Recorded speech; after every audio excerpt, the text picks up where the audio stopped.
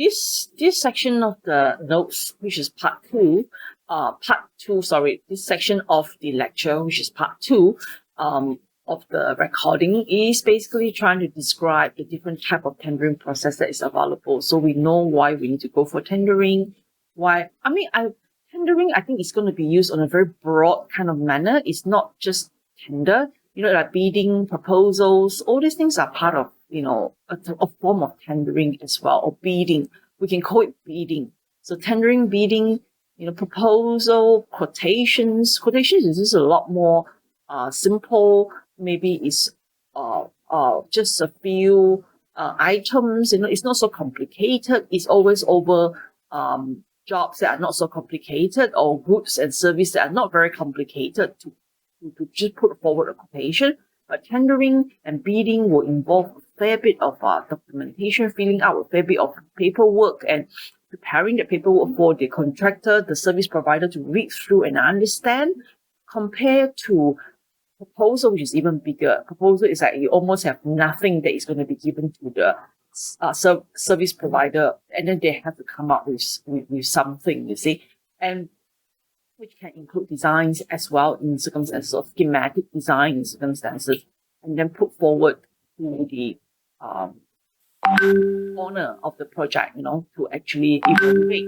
So you can see the level of complication, between quotation, tenders, bids, and also proposals. So these are like going up in the level of complication. But of course, they are all under that title of tender. So when I use the word tender, don't just think of that middle part, it's actually everything. See? So open tender, there's a few types of tendering methods. So different type of procurement strategy with different contract type will suit different type of tendering method. So we have to understand there are a few variations in tendering methods, few types of tendering methods that are available in the industry. Okay. And one of them being open tender. So open tender is basically, I would say, I would really think is more on open. Is actually anybody can come, and anybody can come to the project, and be invited. So the advertisement, the invitation are usually out in the open. It's like you calling out and say, hey, I've got a job here. So open tender is really the one that offers the greatest competition, because you are actually announcing that you have a project to the widest audience possible, through newspapers, through internet, through your own company website, the own notice board, and you're trying to announce it to as many people as possible. But obviously, you also put in some form of requirement inside there, like what type of contractor can come and tender, and what license must they have. And that sort of limits that you put on will limit the people who is qualified to come to you see. And these type of methods are usually quite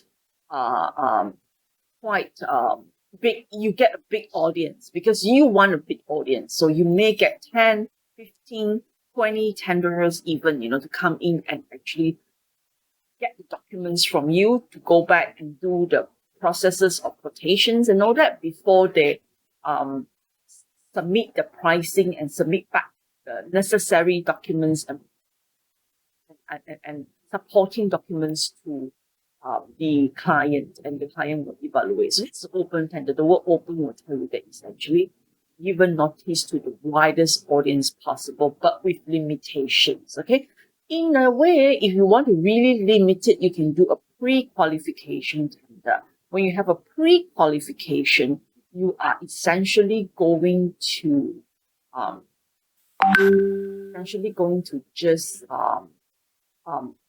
send invitation to certain people, or let me don't get this right. Let me get this better. Pre-qualification is you open up to many people, but then they will come back to you with some form of company background, company profiles, what they have in their organization, to be pre-qualified first, you see. And that is different from selective tendering, which I will explain in the next section. So pre-qualification can be an open tender, but it's actually open to a public to submit some form of pre-qualification documents before you shortlist them and then open it to those people that you shortlisted. You see? So these are a combination of half-half. This is like a half-half thing, open plus selective model. Okay, a full selective model is in the next slide, which is you go by invitation. You already check, go through, in your company's list, who are the good ones, who are the not so good ones. You went through with your designers, professionals, and you actually obtain it from maybe the government agency.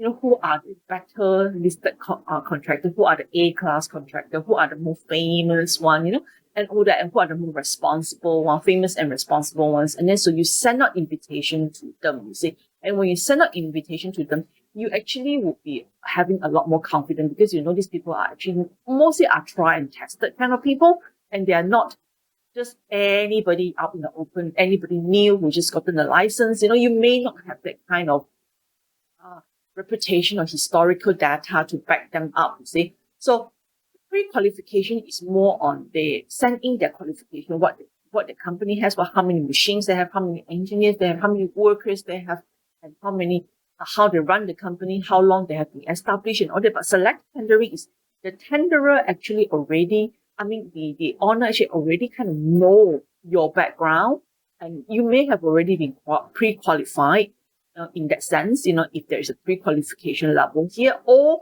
you already know these people, they are your usual people, and you just want to do an open, you just want to make a competition of some sort between them. You see? So this, depending on the nature of the contract, it is really suitable for jobs that are maybe higher complexities with some form of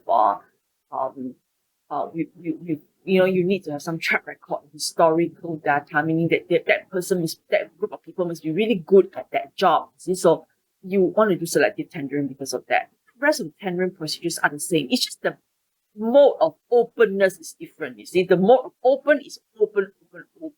The mode of selective is you actually go through what you have and understand what they are like first before you invite them.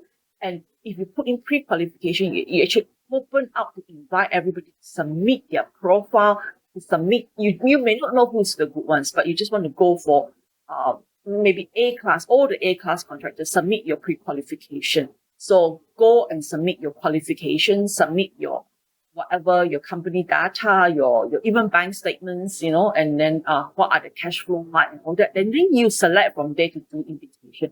So these three things like open, pre-qualification, and selective, I would say that, open and selective is probably at the, two ends kind of thing, through two minor ends with pre-qualification in the middle kind of thing. Whether you want to activate that or not is entirely up to you as the owner of the job.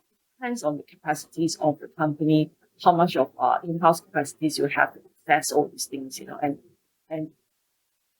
if you just want to go for a big open tender, go for it. There's nothing wrong with that, but it's just that you have to know the requirement cycles, what is the nature of the project before you proceed on and open it up. When you open up, it may be a lot of people coming in, there may be a lot of work for you to actually go through everybody's documents later on. Okay, and yeah, sometimes creating a lot of competition may not help get the best value contractor, meaning that there may be too much to choose from. When you don't have so much choice, you may be having a tendency to pick the better ones. But when you have a lot of choice, then you will probably feel like, wow, too many choice, and then end up not getting the best ever. So yeah, I will stop here.